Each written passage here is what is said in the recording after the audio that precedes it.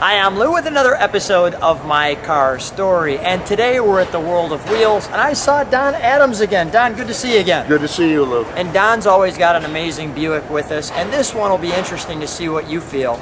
Give me a like or a don't like or whatever you'd like on this car, but I'm interested in your reaction. Don, what did you bring today? We have a 1998 Buick Riviera. Now, back in '98, this was the class car. This was the car to have. This was the car to have, and now you just don't see them anymore. No, they're very. Buick only made a little over 10,000 units in '95 or '98. '99 was the last year.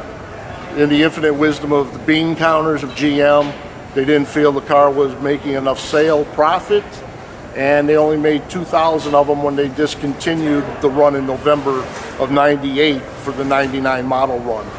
And the last 200 is what they termed out as the Silver Arrows. Let's take a look at these. So, the car of class, and might I add, a really timeless design still on this one. And the color on this one Is white diamond metallic, white diamond metallic. which is a fancy name for pearl white. And this color on this car obviously speaks class. Such a unique grille on this one, that kind of floating R. And you definitely knew that back in that time frame, there's that kind of floating R there. You definitely knew back in that time frame that when you saw the tail end of this car, that it was a Riviera. I mean, unmistakable. Lots of glass, big curves in the front, large window in the back, and let's step back and take in the overall design. And it was a very strongly built car. Of all the cars that were built, they measured something like in hertz or something, and the car had one of the strongest hertz ratings that the car could be set on its roof, and it would not dent the roof, it would not crush it. Really? The car would stay intact. So on a rollover, it was a very strong car.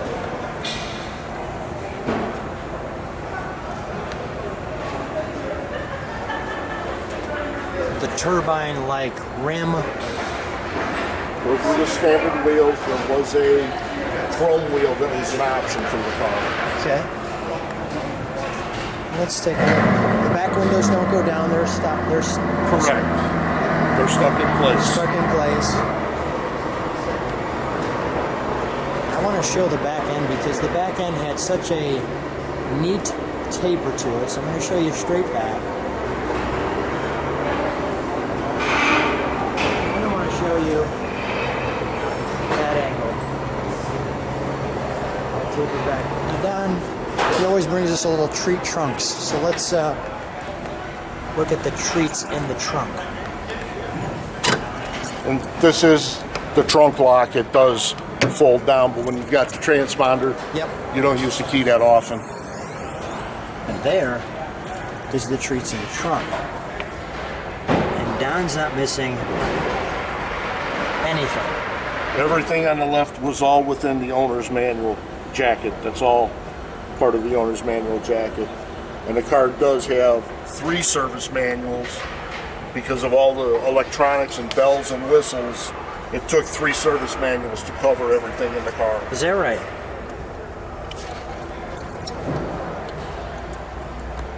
And that was the dealer brochure for '98 on the Rivieras. Attitude.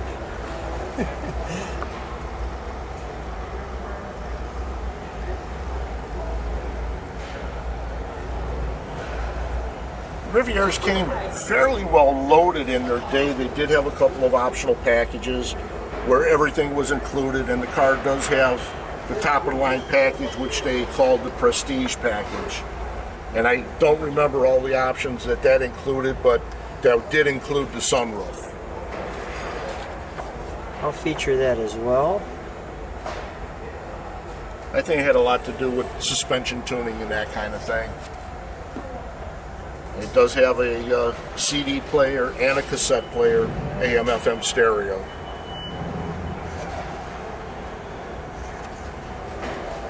So kind of the best of all the worlds for the era the car was built in. A wonderful interior. They're just talking about handling and its structure.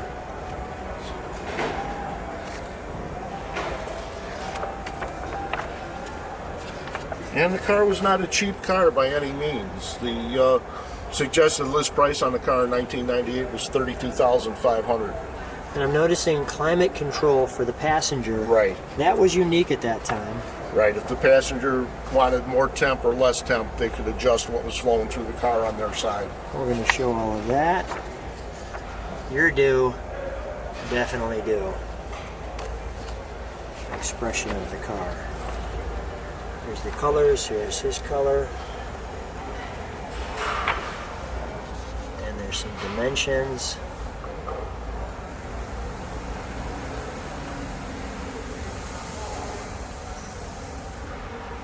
Performance.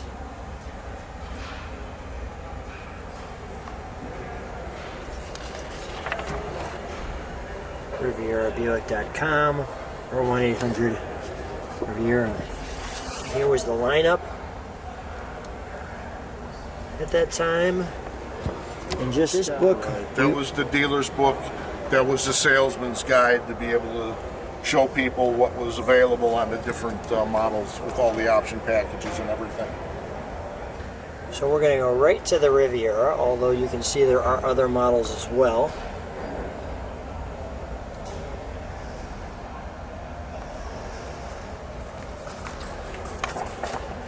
We'll flip to a second page here. More advantages outside.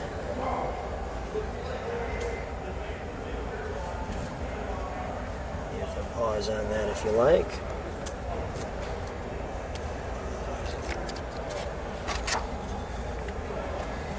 The interior. More advantages inside. Your colors. Wheel options, exterior colors. Yeah, interiors were all pretty much leather at that era as well. There wasn't a cloth available. Standard equipment. And bucket seats with a floor console were the standard equipment for the car. At one point early in the career of the car, I think 95, maybe early 96, the car was available with a bench seat and a column automatic. But somewhere along the line, 96 up, they made the bucket seats and floor console standard. Let's take a look at those. May I? Sure. Thanks. So as we open up this massive door, I just want to show the size of that door. That is one big door that takes up a lot of the car.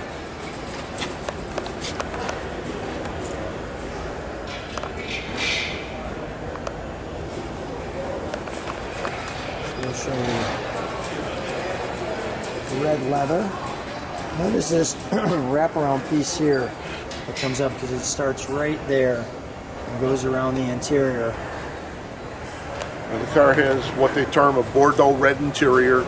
I'm finding out it was kind of a rare color combination. Most of the white, straight white, and the diamond white Rivieras had that what they call the putty or a taupe interior. There was a blue that you did see on some of them, and there were red, but they were very rare to find in those colors.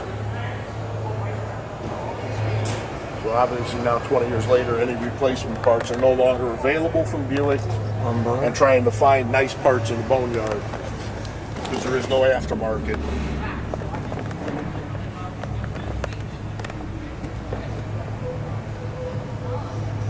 And with the power seat option in the Prestige package, it also included a lumbar adjustment support.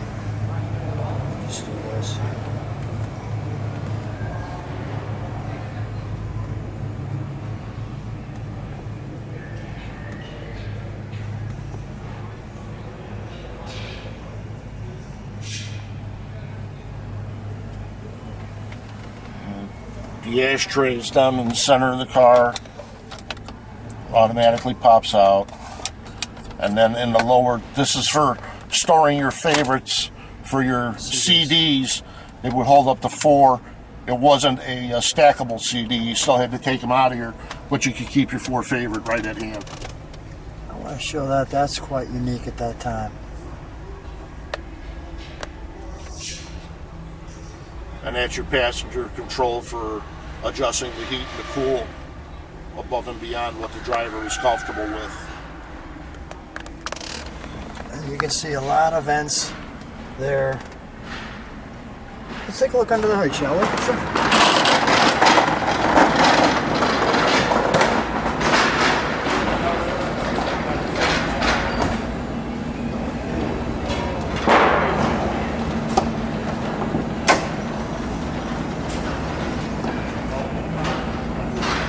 I'm noticing the Series 2. Was there a Series 1 down? There was a Series 1, I believe, was late 80s. And they just made improvements on the motor internally and brought out what they termed the Series 2. And then, like this one does have the supercharger on it, which was standard in 1998. In the early run, it was an option on the car with a supercharger.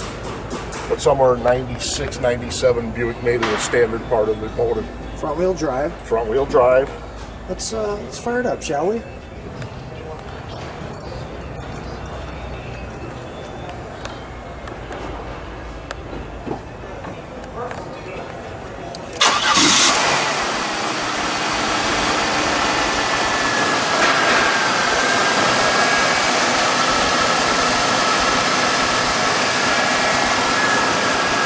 So quiet. Let me hear It's a little disappointing. It doesn't have a logo to it, but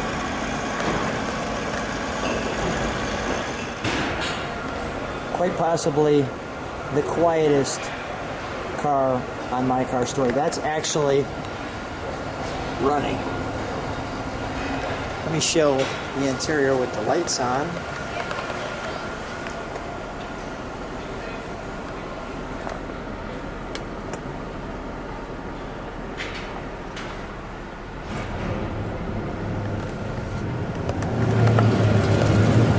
Shut that off for a second, Don. okay.